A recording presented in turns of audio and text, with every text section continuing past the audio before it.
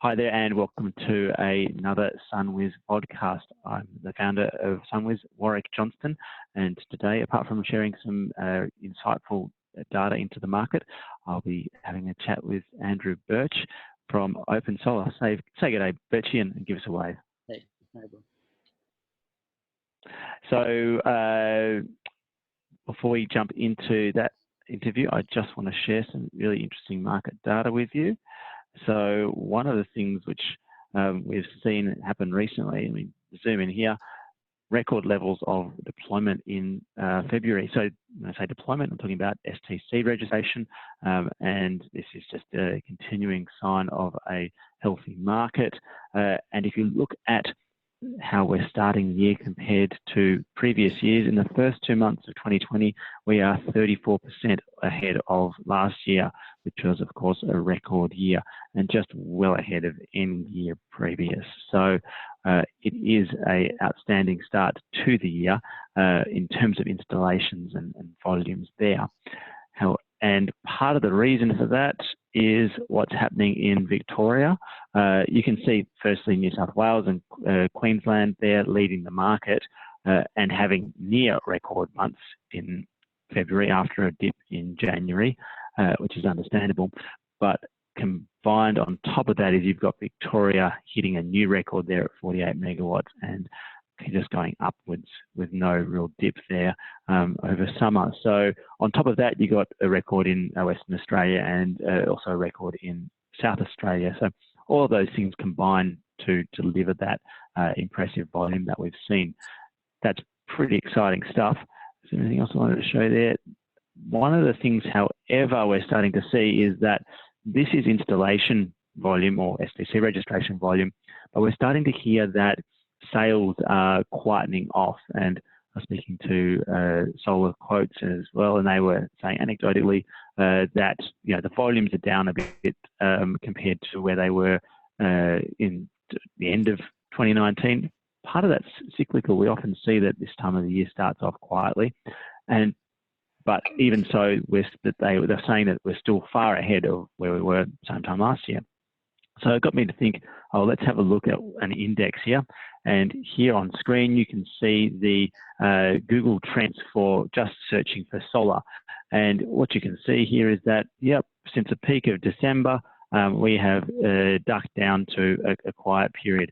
But if you look at the same sort of trends happening the same time last year, then you see, well, most of December was quiet for Google Trends, and then really only slowly build up and then build up towards the tail end of last year.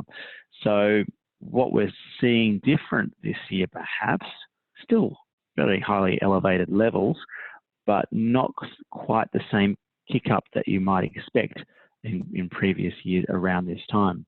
Now, I'm not sure if this is the case, but I went and had a look at what are people doing in terms of search volume on recession, because we are starting to see markets going into a bit of a tailspin due to the coronavirus. And if people are seeing that there's a potential recession coming up, then they might be tightening the purse strings. So got me thinking, okay, well, how can we make sure that they're doing something sensible with their money, especially if the government's going to give them a handout? Well, okay, turn that government handout, and can you be marketing along these lines or having those conversations with your customers? Turn that government handout into something 3 or 4 or 5 times that money over the course of the solar system lifetime. Or in the more immediate short term is put that money in your pocket. And if you want to put some more money in your pocket, the best way of doing that is financing a solar system, because your savings, of course, are going to be greater than what you are spending on your repayments. So those are some of the things that you might start to think about to increase your sales closure rate, potentially increase your prices as well, if you are finding that you are getting fewer leads than before. So with that, I'll wrap that bit of this podcast up and hand over to Birchie. Birchie, give us a wave there. I think you're at the Energy Lab in New South Wales. Is that right? That's right, yeah. And can you tell us what you're out here to do, mate? And give us a bit of background about yourself. Not everyone in the solar industry will know who you are, but you've been around a fair while, and I'm sure they'll be interested to learn. Yeah, so I was in Australia, I think it was 2003, initially at UNSW. Did the PV master's degree. I think it was the second year they ran that degree course, so things were pretty early on. And then I joined BP Solar with Mark Twaddell and Nigel Morris and Andrew Rami and the team there back in probably 2005, 2004, 5, 6. And we did a lot of the early market development work on feed-in tariffs. Solar cities, the Black Time Solar City, things like that. So been in the solar market a little while, and seen the Australia market go from the BP plant at 25, 30 megawatts being one of the biggest in the world to where we are now today, and seeing some of those numbers you just showed us. But why are you famous, Birch? You've done something pretty impressive over there in the US that you're glossing over.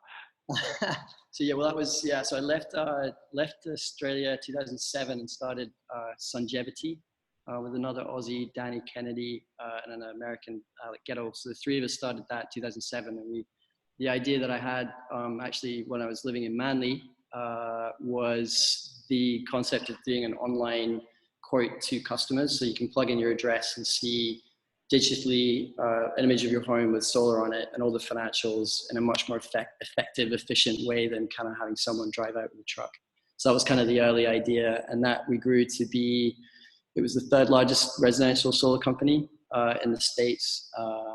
With Solar City and Sunrun, we were kind of one of the three guys doing solar leasing, and combined with the software, we had a really big run, 200 million of revenue, planned to go public, and then Trump got elected. So that was kind of the short version of that. There is a long version I won't bore you with, but since then, Adam Pryor is based right here at Energy Lab in Chippendale in Sydney, and he's the brains behind OpenSolar and was the brains behind SunGevity of how you build software. And we had the idea that we could take everything we've learned in 15 years and build an app that we could make available to the wider solar community to try and get those smarts in the hands and tablets and iPhones and pockets and screens of the amazing community of Australian solar installers we have. Yeah, look, and as people who know me will know that I've also been developing solar software for 10 years. And when I saw OpenSolar, I looked at it and went like, wow, that's impressive. That's pretty much what I would like to have done with if I had an infinite budget. It does practically everything you need to do to design and put a proposal in front of a customer, but also operate your business. Pretty impressive stuff. And when it came along, I had a chat with Birchie, and fortunately was able to find some strong alignment of vision and values. And as a result of that, was recently announced a partnership with OpenSolar. So that's what we're talking about today. Now, Birchie, do you want to share just for a minute or two that vision and mission that you've got, and how that feeds into why OpenSolar exists and why it's free? Yeah, to the kind of highest level context, I'm sure many of your listeners, probably most of your listeners, and I know you and I are on exactly the same page. We're in a climate crisis. We have to do everything we can, and all of us have strengths and things we can do well in the value chain. And I think the approach that we really believe works is a partnership approach. So as you said, when we finished building the software, like how do we have the most impact when we, obviously aware of all the amazing work you've done for a decade here in the Australian market. I picked up the phone, had that lovely meeting down in Melbourne with you about, right, what can we do together that can make this better? Like for the solar community, we need to be growing at 30+% a year as an industry over the next 20, 30 years to get to 100% solar globally, which is from a climate perspective, what we need to deliver. And yeah, it's just awesome. Like I don't think there's many industries that would have this spirit of, mission and community, but the fact that we're now live and partnered with you, where you're still doing all this incredible market intelligence, the training, getting the margins up, making truly sustainable businesses for the solar community with our back end, providing that software toolkit. And then some of the other partnerships we announced, this trip has been great with Solar Outlet, Solar Juice, and the hardware guys, and having that all as a kind of toolkit, a single bundle that we can give to installers to be more effective and to grow faster. I mean, I don't know, that's kind of what it's all about, right? Yeah, look, I can certainly see the platform play. It's building momentum, impressive momentum through the partners that it's got on board. And, to the point where it's almost like you could design a system and order it and have it delivered and shipped without leaving OpenSolar, which is, a pretty impressive vision. And I understand there's plenty more to come. I'm excited about what's in the roadmap and look forward to showing and demonstrating that to the market. But yeah, it's building a big amount of momentum through partners, and Australia, from what you were saying, is just the start, right?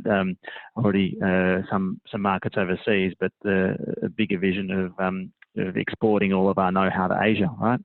Yeah, and Danny was talking about that at the SolarJuice event last week, and I think that's really, from a mission and a climate perspective, that has to be the reality. I think the Australian market is the best market in the world that I know of, without net metering, without any of the big kind of incentive overhangs that you have, like ITC going away in the States in the next 2 years. There's massive risk to investment and growing in the States right now that needs to be solved. In Australia, you've got much more visibility. There's obviously local, I think, mistakes at the policy level, but the macro picture is, as you said before, for customers even going through recessions, that can save money, substantial amounts of money on their energy bill, with a really economically viable product.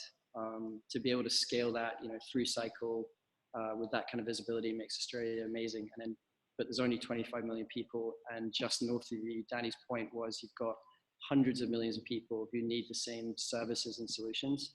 So we should have SunWiz, training. I know I'm on your case on this one, getting you up to Indonesia and Thailand and training, massive numbers of electrical contractors, and we give them the software toolkit for free. We get them the training and the solutions and the data they need.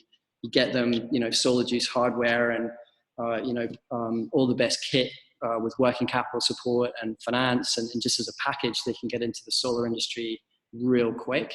Because if you don't, you end up with 100 gigawatts of coal in 10 years' time. And I'm looking this morning at Manly Beach at how much of that isthmus is left with 50 to 100 centimeters of sea rise, and it doesn't matter where the CO2 comes from, right? We're all affected. So that's the opportunity I think Danny was talking about.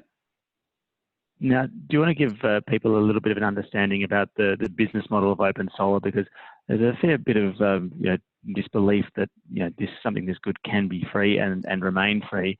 From my conversation with you, you're a mission-driven company rather than a profit-driven company. But there's got to be some money coming in to mean that this can be made free. Do you want to quickly touch on that? Yeah, I think for solar retailers in Australia, it's really important that they understand how we make money, because obviously they're going to spend a lot of time, on-ramp paying, getting more and more involved with the partnerships and everything that we're trying to bring to market. So it's really important that visibility is there, and it's really, we have relationships with partners who pay us small monthly fees to do things like exhibit their hardware solution in the proposal tool. So the retailer has complete control over what hardware they sell. We're not trying to promote or oversee what they do. But if they want to sell a certain product and that product chooses to exhibit their equipment, which means they get their digital content, the videos, the collateral, all the nice stuff that helps the retailer sell, then that's really valuable to the retailer, because he doesn't have to update spec sheets, or it helps them close more sales with all the nice content. And it's great for the hardware folks because they can control the messaging, help deliver the right things they want to describe their product in the right way through the digital toolkit. So they're all happy. We get a little bit of money from the partner, and that makes it free for the retailer. Great, thanks for that.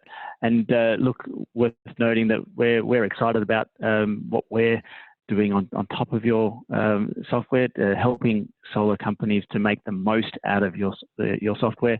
Whether that be through helping them get kick-started with their initial journey, training them, providing individualized assistance when they need, helping them to have an outstanding proposal that's 100% tailorable, other little bits of services here and there to extend the functionality of what you do, and even to the point of benchmarking their company internally and also against some of the KPIs that the rest of the market is achieving, so that you can start to see how to improve business profitability ultimately, which builds business sustainability, which helps us all grow much faster. So, look, we're thrilled to be partnering with you, and a lot to be knowledge to still be gained in the Australian market. But yes, of course, with the long-term vision of being able to take that to the masses globally. Hey, Birchie, thanks so much for joining us on the Vodcast. You can reach OpenSolar via opensolar.com. You can have a look at the services that we're providing on OpenSolar on the SunWiz website, and look forward to seeing everyone when next we do. Good luck with everyone's sales in the upcoming period. And Birchie, thanks again for coming out to the country to launch. Yeah, no, it's great to be working with you. You're a bit of a hero here, so it's really nice to be partnered with you. And thanks for the time on this.